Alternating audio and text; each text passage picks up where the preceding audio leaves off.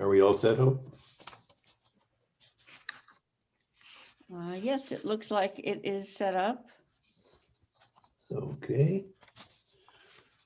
Well, I'm going to go ahead and welcome everybody and wish everybody a Happy New Year.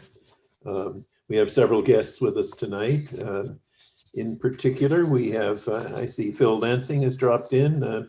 She's picked up a new role, which I'll be mentioning in a few minutes, but she's handling the Mission Moments project now since Pat Kasuda has moved up to the board of directors. And we have a couple of people who I'll be introducing for Mission Moments with us tonight, Bernice DeBells and Sherry Stewart. And Nathan, I see, is with us tonight representing the staff. Anybody else I should mention? Not that I see on screen right now. So welcome, and I'll call the meeting to order. And as I already said, I wish people a Happy New Year. And well, as usual, we'll start off the meeting with a moment of silence for those who passed on in the past month, and Hope will scroll the list of people as we take a moment of silence.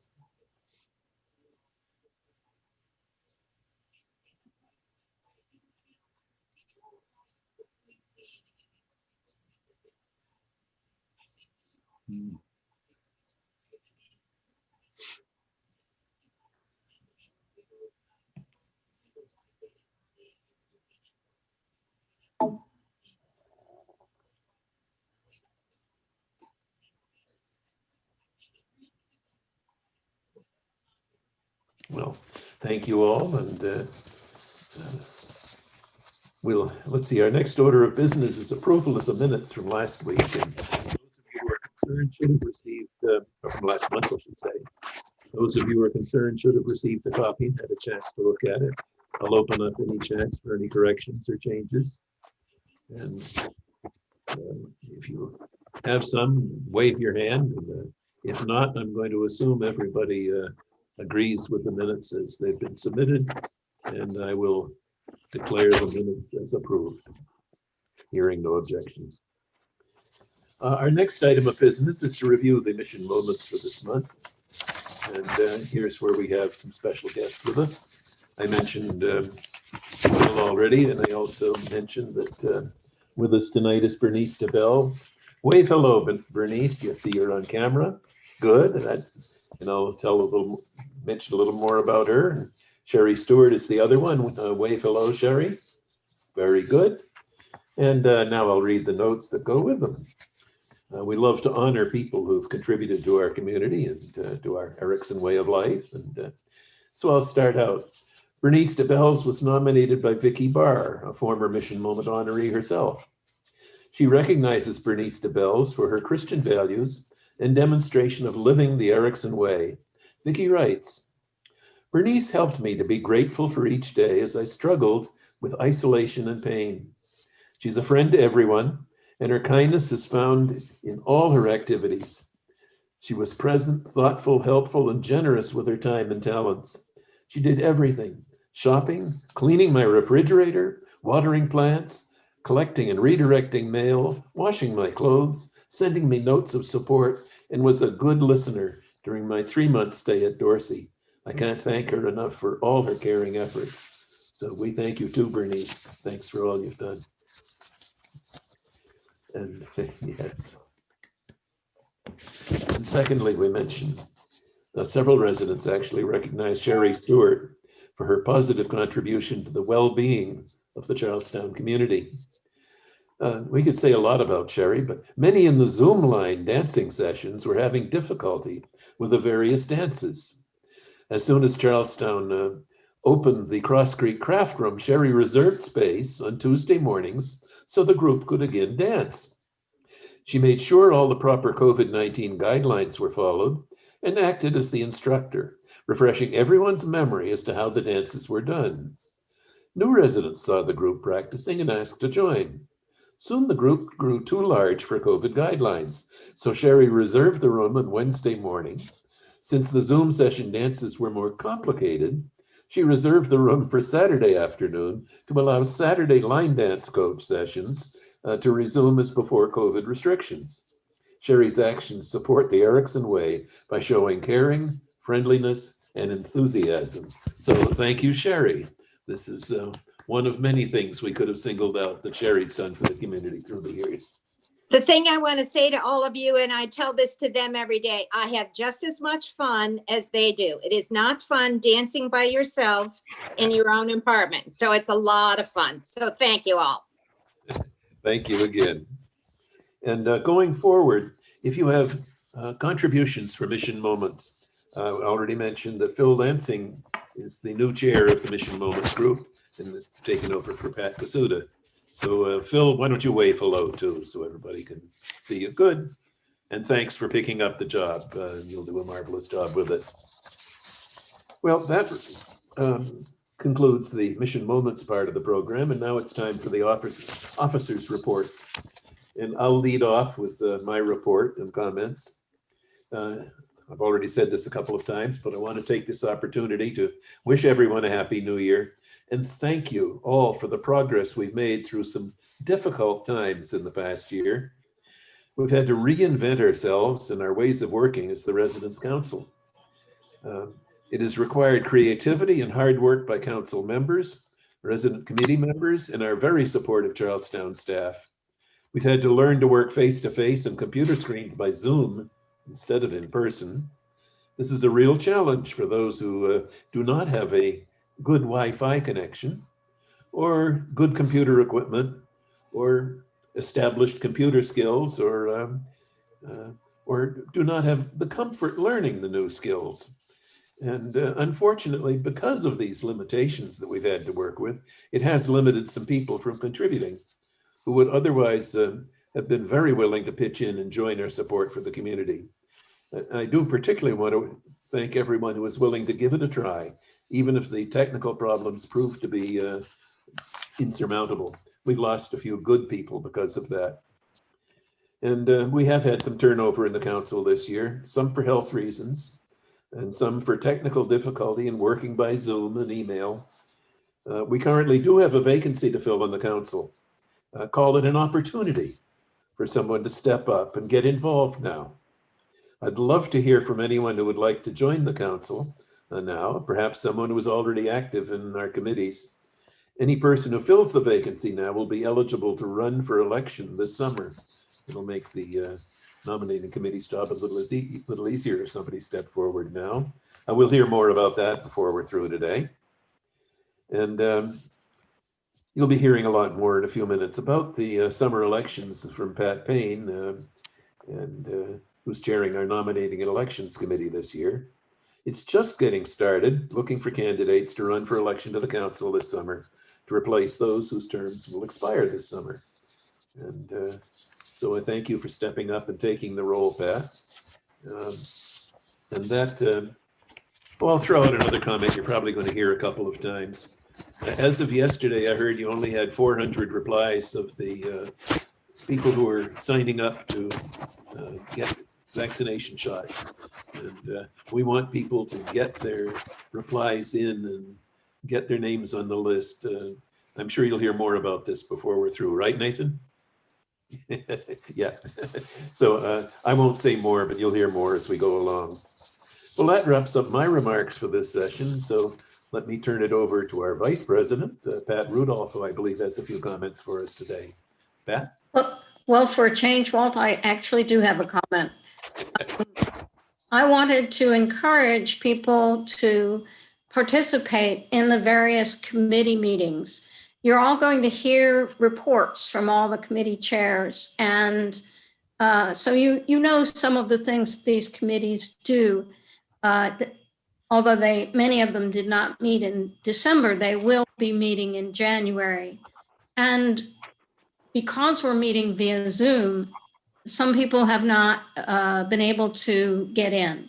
So I volunteered to show how to get into the Zoom meetings via my Ericsson. So I'm going to share my screen. And so I have logged into my Ericsson, and if I wanted to go to a meeting, I would come down to Resident Resources, and I would scroll down. And as you can see, the various committees are listed And so let's say Benevolent Care meets on fourth Wednesday of the month at 2 p.m. and all you'd need to do is click on that link to get into the Zoom meeting.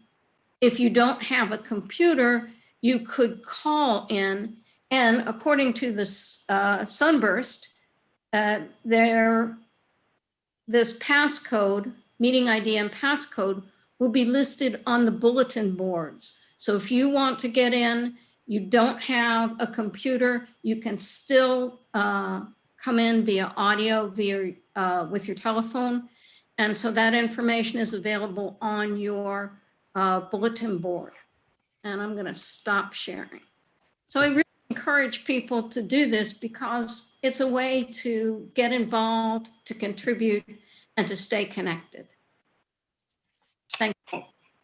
Thanks, Pat. And I'll add that the great strength of our of the council is all the volunteers who work with the council and its committees. And we want to reach out and reach people. Thanks for saying it again, Pat.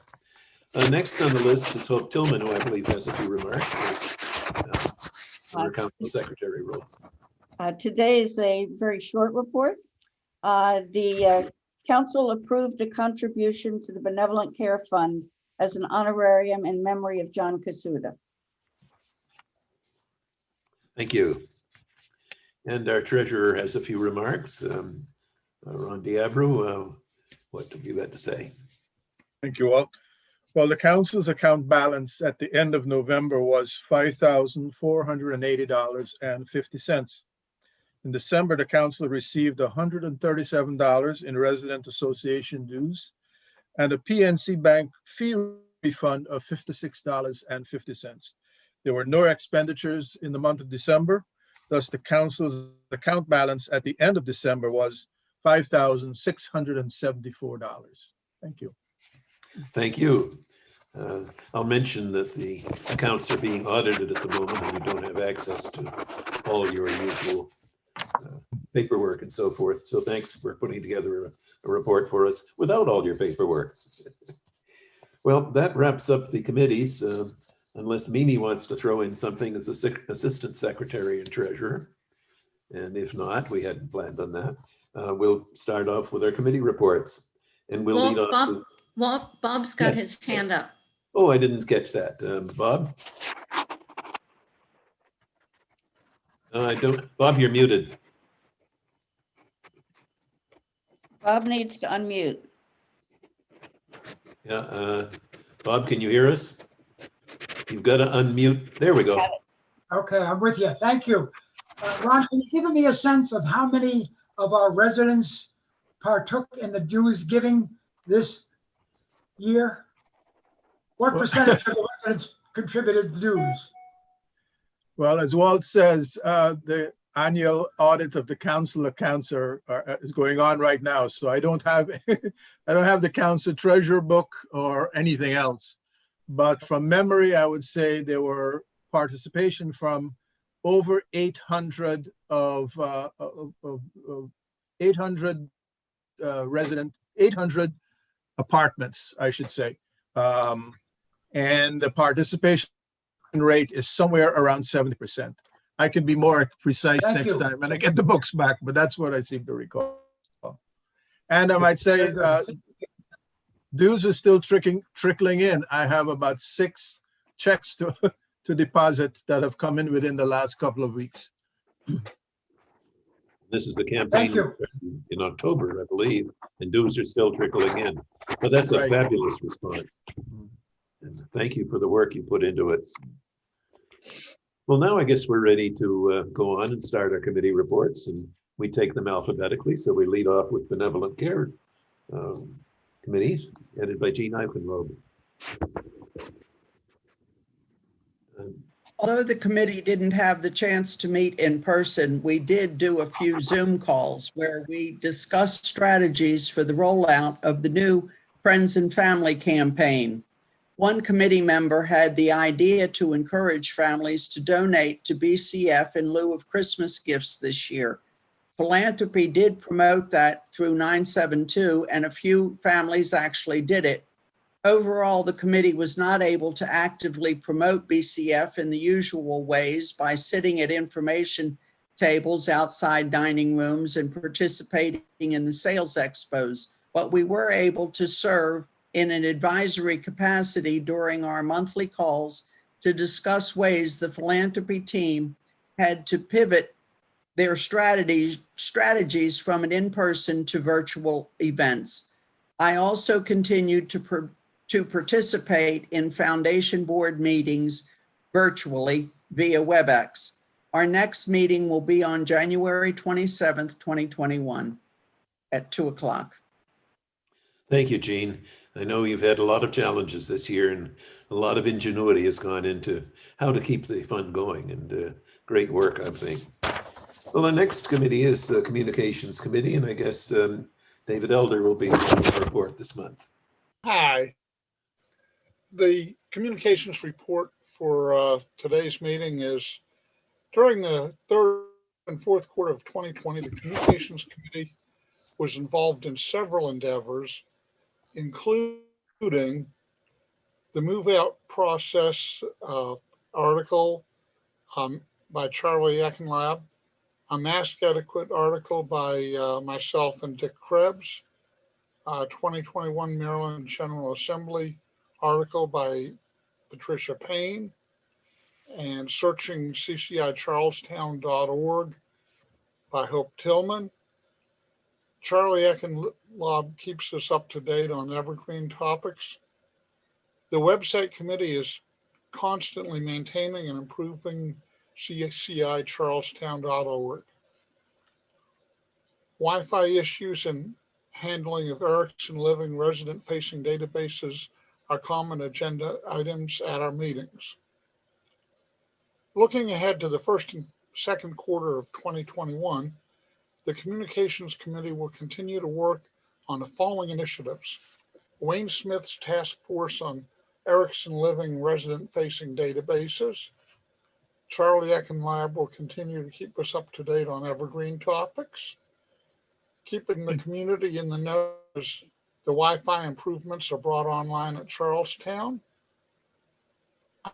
An ongoing joint effort by the Communications and Resident Life Committees to reach out to residents who are challenged by electronic communications and assist them with participating in online communications necessitated by the current circumstances.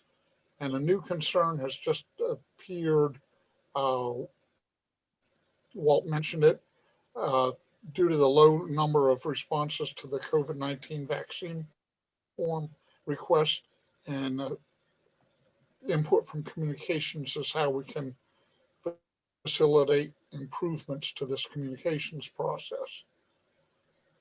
The January meeting of the Communications Committee will be held via Zoom on January 25th at 2 p.m., preceded by the website subcommittee at 1 p.m.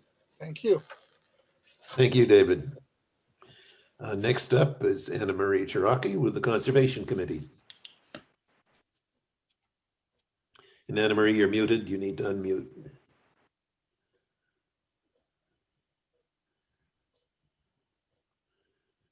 You're still muted. Good. Is that good? Yep. Okay.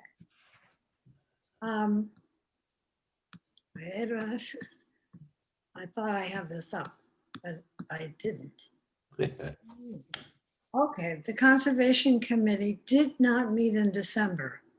We will meet in January via Zoom on January 19th, 2021.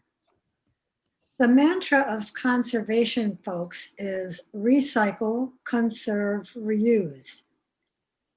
There are so many ways that we unconsciously burden our lovely planet because we have not thought about the consequences of our actions. We are all familiar with the label, the throwaway culture. Now we are discovering that there is greater difficulty getting rid of our trash. Recently, we have been highlighting some ways to conserve, reuse, and recycle that came from the Sierra Club. We are interested in highlighting residents who have found ways to do this. We will be soliciting examples from the community, so keep your eyes peeled for good examples to share. We are also getting ready to put up display boards near the dining rooms that will help residents to identify the types of items that are recyclable and those that are not. Currently, we are observing that many items that could be recycled are being thrown out on trash days. This time of plated meals has made for more confusion regarding recycling.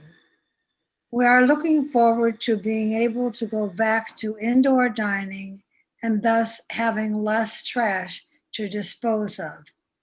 The next meeting will be held on January 19th at 2 p.m. via Zoom.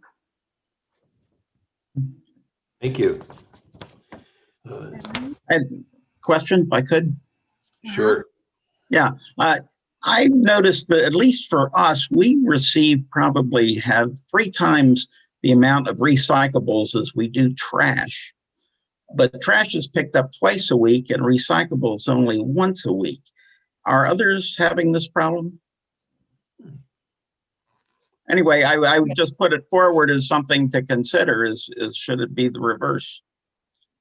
That's a good comment. I myself experienced the same thing. I can bring that up with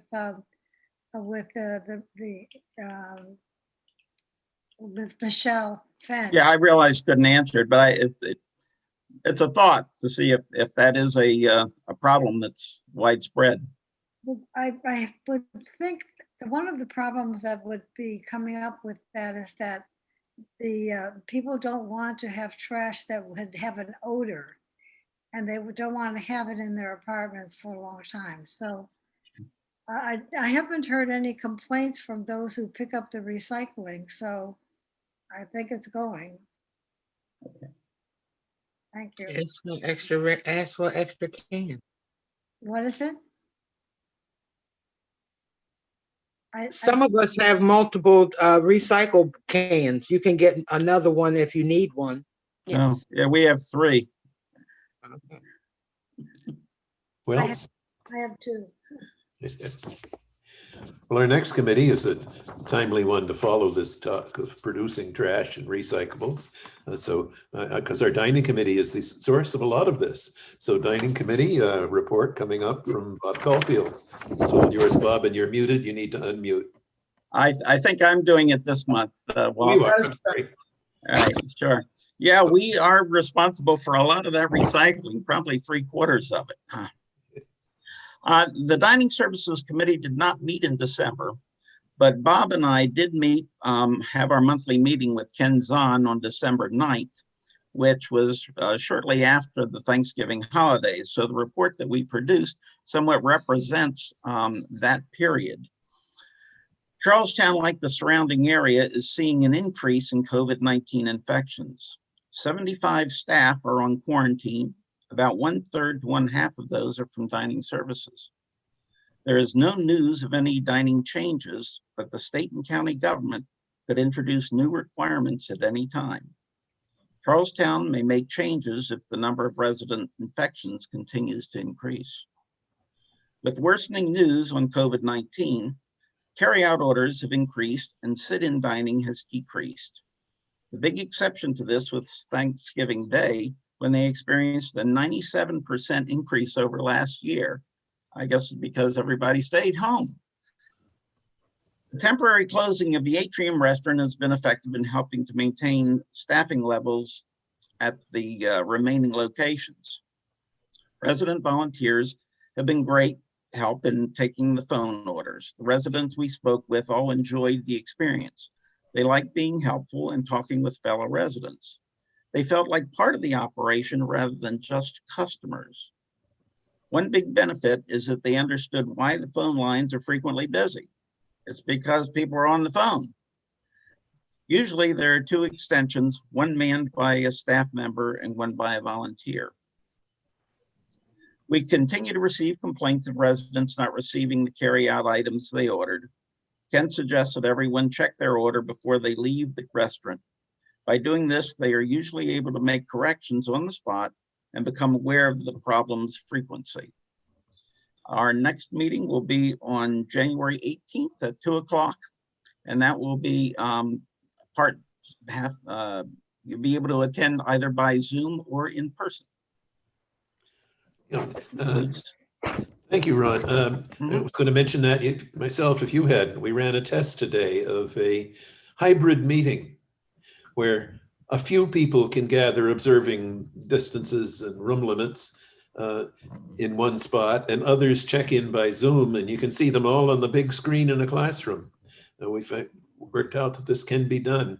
So looking forward in the future, others might consider this too as a small step towards getting back to normality of having some more than one person in a place at a time, while also having the advantages of Zoom.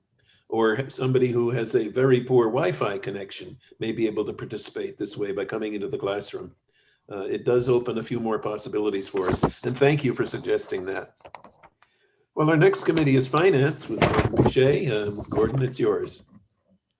Okay, the Finance Committee did meet, and I decided to do that because the numbers change so greatly month to month in certain areas. So we met December 30th with Assistant Finance Director Eric Schwab, Council President Walt Howe, Council Vice President Pat Rudolph, Council Secretary Hope Tillman, and 8 committee members. Eric Schwab presented the occupancy data and the financial package reports for October. Independent living, 94.4%. Assisted living, 95.3%. Memory care, 100%. And skilled nursing, 73.3%. Independent occupancy decreased 0.4% in November. Independent occupancy is expected to continue to decrease slightly for the next few months. The occupancy levels in skilled nursing continue to be affected by the need to maintain the COVID unit and the discontinuation of double occupancy rooms. Settlements of new residents continue to pick up in December in independent living. November operating revenue of $6,805,000 was $942,000 below budget due to continued lower occupancy and fewer revenue generating ancillary services being offered because of COVID. Operating expenses were $230,000 below budget. Operating income was $245,000, which is $713,000 below budget. Non-operating income for November was $3,082,000. There were significant changes in cash flows, which increased from $2,288,000 to $7,581,000 at the end of the period. The balance sheet continues to be good. There was a very significant gain of over $5 million in the investment income. Ms. Steiner continues working closely with the Board of Directors Investment Committee during the pandemic. Regarding restricted funds, 14 residents received benevolent care assistance. The Scholars Balance Fund is $1,278,230. The Staff Appreciation Fund increased this month by $161,052 to $291,060 for the year. The committee will meet next on January 26th at 9 a.m. Thank you, Gordon. I'm going to throw in that the occupancy of forthcoming occupancy of Wilton Overlook will affect the budget in times to come, probably positively. And that's something we can look forward to. So thank you. And next up is Grounds with Mike Rose. Bob's got a Oh, comment? Yes. Bob, you're muted. Unmute. There we go. Good, thank you. Yep. A question, Gordon, on the increase in cash flow from 2,288,000 to 7,581,000 at the end of the period. Can you explain what that was? Thank you. I don't have that information at hand. I have to go back to Eric, and anytime those kinds of things come up, and he has to go back and dig it up. I Okay, don't have the answer. I'm sorry. thank you. That's all right. We can get you answers, though. And now I'll call on Mike Rose. Thank you. Looking over the list of 20 or 30 or so things that came before the committee, instead of talking about all these individual things, what I wanted to do was just to state that in my opinion, the Grounds Committee is achieving its goals thanks to the committee members, and particularly to the staff members, Kirill, Chris, and Ryan, who've been very responsive to all our questions and very prompt in taking action in response to our committee concerns. That's it. Thank you. Good comment. And next up is Mercy with Health. And Mercy, you're still muted. There you go. Okie dokie. Our committee did not meet in December. We thank David Gearing, one of our committee staff liaisons, for his years of service and wish him well in his new position as Associate Executive Director at Sienna Lakes in Naples, Florida, and Erica Livingston Community. We will miss him. We welcome Victoria Shirley, the new Resident Services Coordinator for Brookside, Caton Ridge, and Chapel Court neighborhoods. 2 articles have been written for the Sunburst, titled 7 New Year Health Resolutions to Prevent Falls in 2021, as part of the Subcommittee on Falls Prevention, and the Are You Okay? Dealing with Mental Health Issues and How We as Residents Can Help Each Other. We continue our joint efforts with the Resident Life and Safety and Security Committees to encourage resident participation in enhancing their life experiences in Charlestown. The anti-COVID-19 vaccinations begun on December 23rd will continue until all residents and staff are vaccinated, and committee members are actively promoting resident participation. Also, the Low Vision Reading Brigade will be restarted early to 2021, which announcement and call for volunteers have been submitted for publication. We congratulate committee member Pat Kasuda on her election to the Charlestown Board of Directors. She will continue her work with Maryland State Senators regarding the Maryland State Ombudsman Program and memory care standards being discussed at the legislature. The next meeting is scheduled for Tuesday, January the 12th at 11 o'clock via Zoom. Thanks. Thank you. Well, yes, Anne Marie, quick comment, question? I would just like to say, Mercy, that I have noted that there has been an increase of having social workers be the persons who are working in the various buildings. And I want to commend that change. Thank you. Good. We're working hard on that. Well, next up with housekeeping is Betty Elder.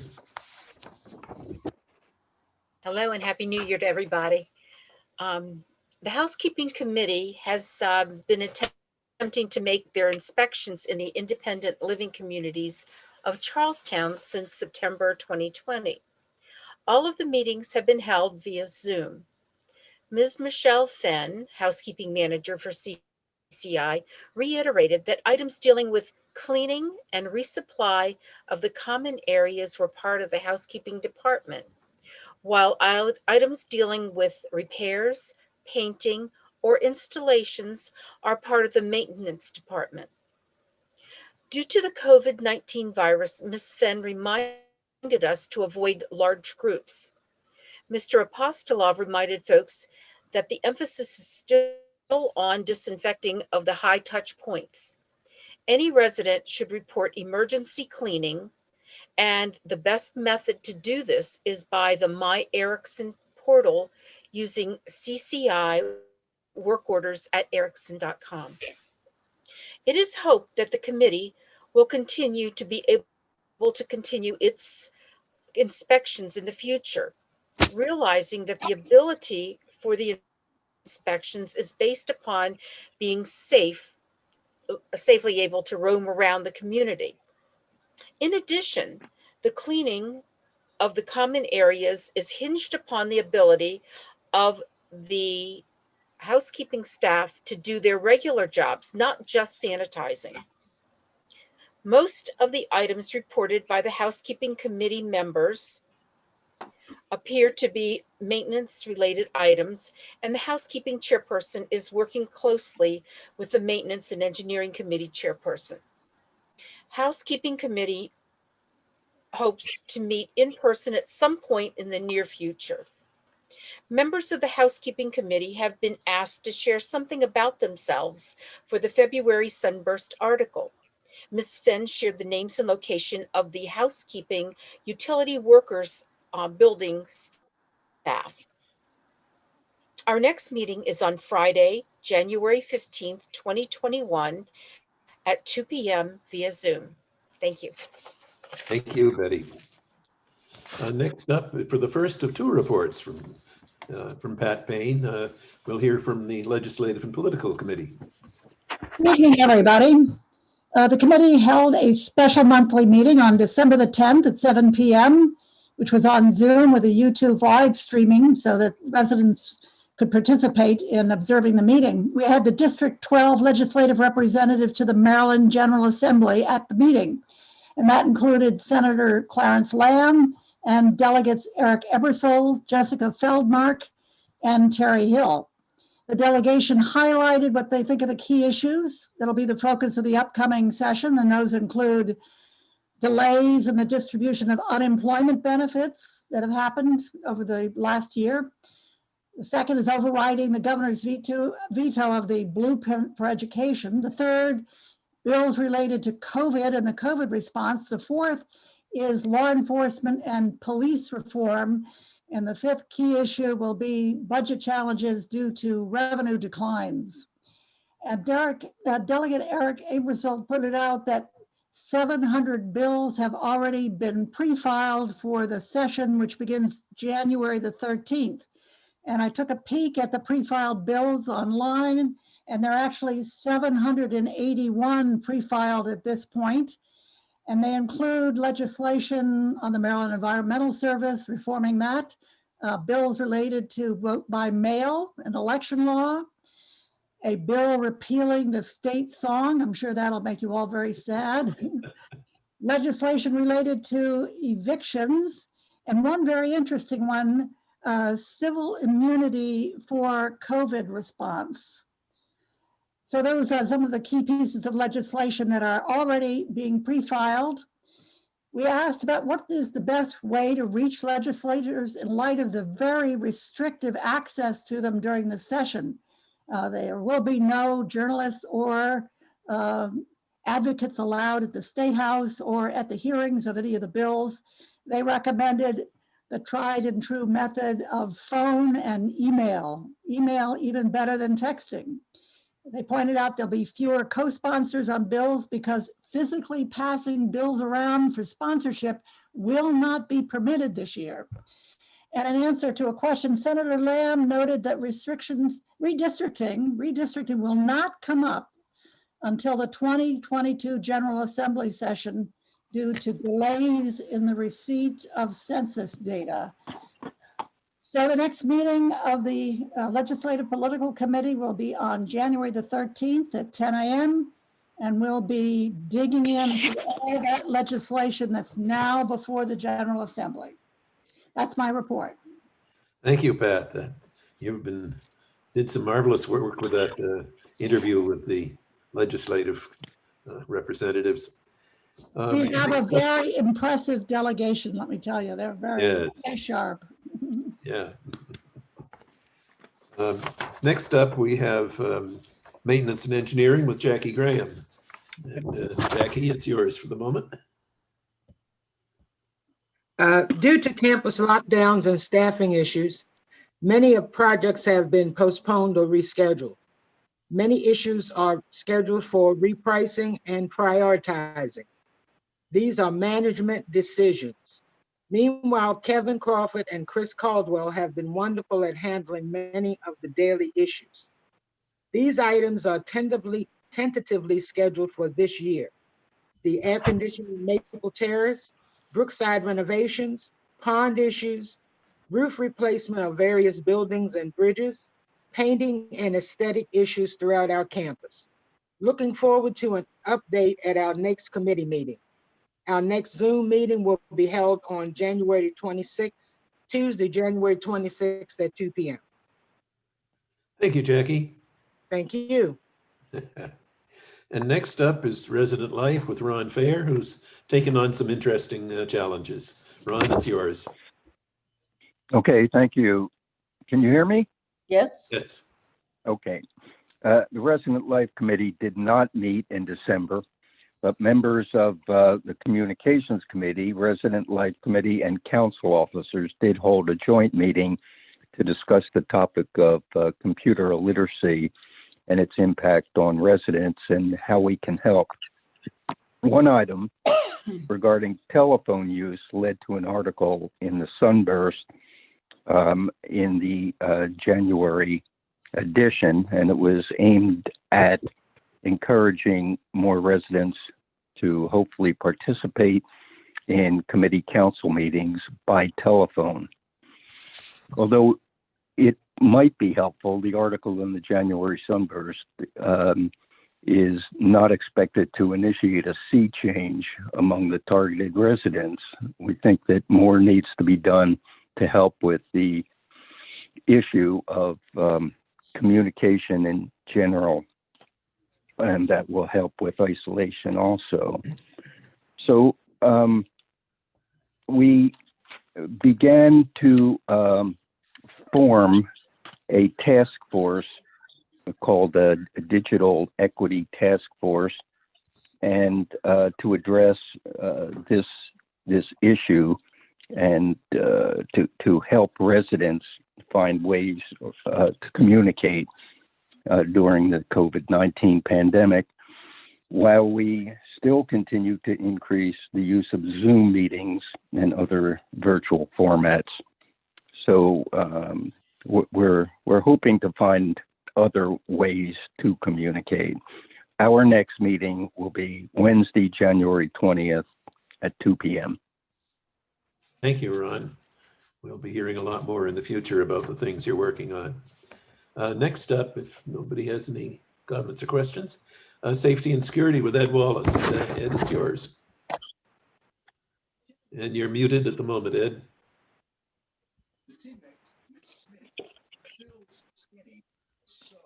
There we go. You call me, well, Yes. okay, sorry about that. Safety and Security Committee did not meet in December. Just the notes from the November meeting. So far we've put 2 articles in the Sunburst on cybersecurity. There's a 3rd article going to be published in the next Sunburst, and we've got a 4th article, which will probably be the end of that series, coming in 2 months from now, and probably I guess in February, or the one in January and then one in February. We had a discussion on the last meeting about leaving EMVs in the hallway.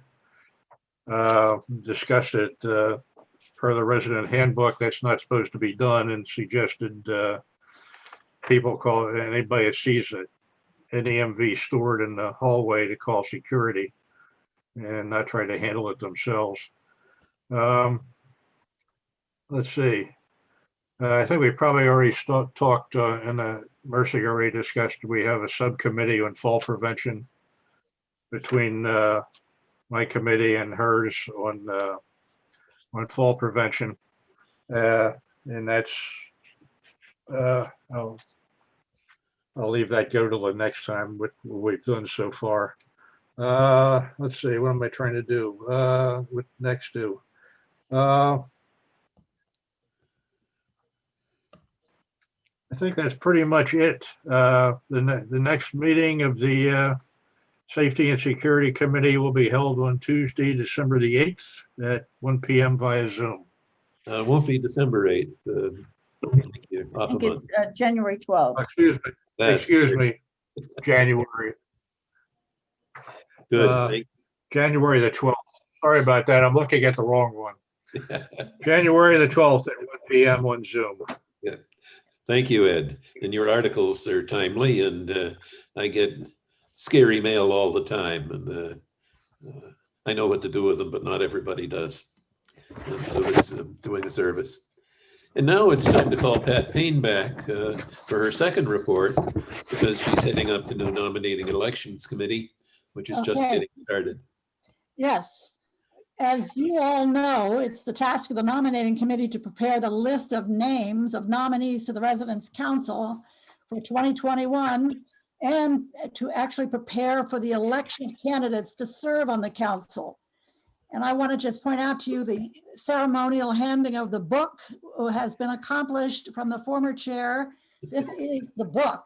With everything you have to do to be able to do the tasks that go from January until September in the nominating committee. It is a bit overwhelming when you take a look at it. Now, according to the bylaws, and there are extensive bylaws, the chair of the committee is appointed by the council, and the committee is required to consist of at least 7 members. So I've been focusing on getting the members of the committee that will help me with the book and implementing it. And the following persons have agreed to serve on the Nominating Elections Committee for 2021. I'm the chair. Anne Marie is the assistant chair. Thank you, Anne Marie. Hope Tillman is serving on the committee along with Diane Lyons, Joan Green, Bill Miller, Wendell Thompson, Sherry Stewart, and Pat Kasuda. So the first meeting of the 2021 Nominating and Elections Committee is scheduled to take place on Thursday, January the 14th at 1 p.m. So that's my report. Thank you, Pat. You've taken on a lot of work there, and we really appreciate it. Besides having the book, we also have to, in this past year, we had to figure out all new ways of doing things that COVID made us change. And we'll see what we have to do this year. Be flexible. I'm not sure. If we're all vaccinated, we can go back to the prior year. No, we can't. No, we can't. Or some hybrid in between. That's all needs to be worked out. Yeah, we've got to be flexible. Well, that wraps up all our committee reports. Does anybody else have any comments or questions you'd like to direct that may have occurred to you as this went on? If not, we'll wrap up this portion of the meeting. And we have no unfinished business or new business to take up at this point. So it's time for a word from management and hear what Nathan has to tell us today. Nathan, it's all yours. Well, good evening, everybody. Thanks so much. A lot of hard work getting done, even toward the end of a year and in the midst of COVID. So appreciate those updates. I just first want to say Happy New Year. It's 2021. I don't know about you, but I kicked 2020 to the curb. We started 21 talking vaccinations, so that's already more positive than where we ended in 2020. But it goes without saying, an unprecedented year. You all have been invaluable. I thank you. I'm just thankful to be part of this group, even if just monthly, just to see some faces, because it's been quite the year. So welcome to 2021. May this be a better year, as I've said to others. May the best parts of 2020 be the worst parts of our 2021 as we proceed into this.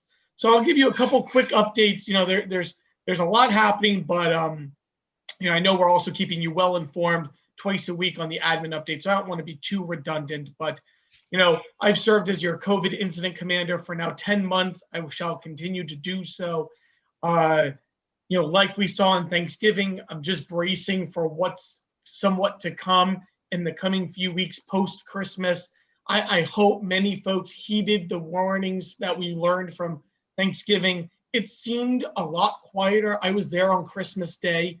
It was a lot quieter than I recall I heard on Thanksgiving Day. So perhaps folks stayed home and we did things more digitally this time around.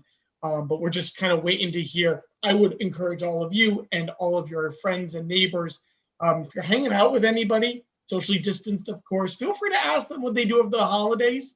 It's a great icebreaker and also a great way for you to learn if you need to not be near them. You know, contact tracing is just the #1 thing I'm focused on right now. So just keep that in mind. You know, let's just keep us all safe. The vaccines are coming. I do want to talk about vaccines for a moment. As many of you know, we had a very successful clinic #1 back on the 23rd of December. We had 4 business days to get that going. From the moment we heard CVS was coming, from the moment they showed up.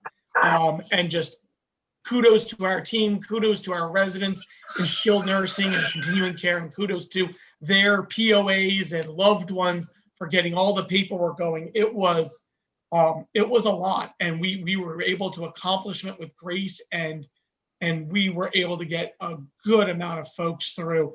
Our skilled nursing residents, our long-term care residents, Wilton Overlook.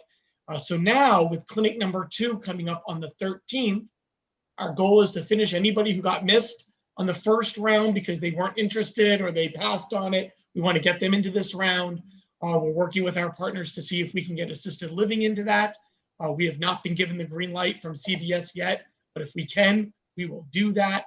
And then hoping we can then expand beyond clinic 2. I don't have more information about when it comes to independent living, when it expands beyond that just yet. You may have heard the governor at 5 o'clock. He said all the right things, and I was hoping we were going to hear that. He's basically said, get people vaccinated. There's no doubt in my mind we will fall in that 1B for all of Charlestown, but it's just a matter of now working with our partners. And if we heard the governor right, he's pushing to get 1B started by the end of the month. So we will see. Time will tell. We are working very hard with so many to get that process going. So the second we know, we will certainly let you all know. So fingers crossed, please. Let's hope for that to rock and roll, and we'll be ready. We're already starting to talk about what an IL clinic will look like at Charlestown, just so we aren't caught running last minute, that we will have a plan in place and you'll all be well aware of it ahead of time. So a little bit more as we're working through on the vaccine clinics. The IL vaccinations, somebody mentioned that number 400. I don't want to throw a number out there yet, but if you watch the admin update tomorrow, I assure you the number will be higher. The number we first put out there was post holidays, hadn't counted all the paperwork that had come through. It was kind of what we had right as we were getting into the new year. So I do believe that number is going to be substantially higher. But I want everybody to get vaccinated. I think we all want everybody to get vaccinated for the sake of each of us. So the goal is to get your neighbors vaccinated, talk it up. If you're all getting it, make sure others are getting it. And we always say, make that call, and we have that chain call each other and certainly talk it up. Talk to your personal physicians. Our medical center is available to talk about it. We are proud to say that of the, I want to say over 300 vaccines we did in our first clinic, we have not had any reports of adverse reactions, which is just tremendous. And that is something we will just continue to go through. So right now, my call to action is just please talk it up to your neighbors, talk it up to your friends. If you're getting it, share why, share how often, well, not how often, but share how many times, you want to spread that good word. We certainly would thank you for that. We can't implore residents enough to want to get this vaccine, and then the consent form is out there. So just turn that in so we have a good number to tell CVS of what to bring when they get here. I do want to just talk through one thing in continuing care. I know our health services committee mentioned it yesterday. We had our new nursing home administrator officially take the reins. Her name is Pauline Frazier. You are going to enjoy her tremendously. She's been with the company I believe, a little over 15 years, last working at Riderwood. She has come from the ranks of an LPN and has grown tremendously from the day she was an LPN to now our nursing home administrator. What's really cool about her is she's got a nursing background. So it's so neat that she went this route to become the administrator over a continuing care building. So we're just so excited with Pauline joining. We also welcomed a new assistant administrator, Chris Gibbons. His last day is Friday, and then he is to be the nursing home administrator at our North Carolina property. So our newest assistant administrator taking Chris's spot is a gentleman named Eric Grimmel, who comes with a tremendous amount of industry experience, last with Lorien Healthcare. He started yesterday as well. And then I believe next week officially, Shanina Campbell will be our newest assistant director of nursing. She'll be rounding out our director of nursing team with Leslie Johnson and Giselle Cuevi. So we're super excited. We've got a packed team in place ready to go for the new year to really help lead our continuing care efforts. So that's exciting. If you get to talk to them, say hello. They are just a tremendous force that we're excited to have in the continuing care space. I think that really does it for the administrative update. More updates coming tomorrow at 10 a.m. Eastern Standard Time on channel 972. So be there, check it out. I believe Claire and I will be on sharing some latest and greatest updates. But again, from myself, from Claire, from Heather, from the community, just thank you for all your efforts and whatever you can do. Even if you can get one more person to take that vaccine and consent, you have absolutely done a wonderful deed helping stop this ridiculous virus and getting us truly out of 2020. Thanks, everybody. Thanks, Nathan. Wish a happy new year to Oreo too while you're at it. Thank you. She says thank you. Well, good. Well, Well, I have a question Sure, go ahead. for Nathan. Nathan, which of the vaccines are we getting, the Pfizer or the Moderna? So it's a great question, Mercy. The current vaccines distributed were the Pfizer vaccines. I don't know what will be coming later rounds, but we're currently using the Pfizer vaccine through CVS. All right, thanks. Yep. Any other questions or comments before we wrap this up? This is your last chance, I guess. Well, if not, that wraps up our meeting, and I guess we'll stop the recording and the feed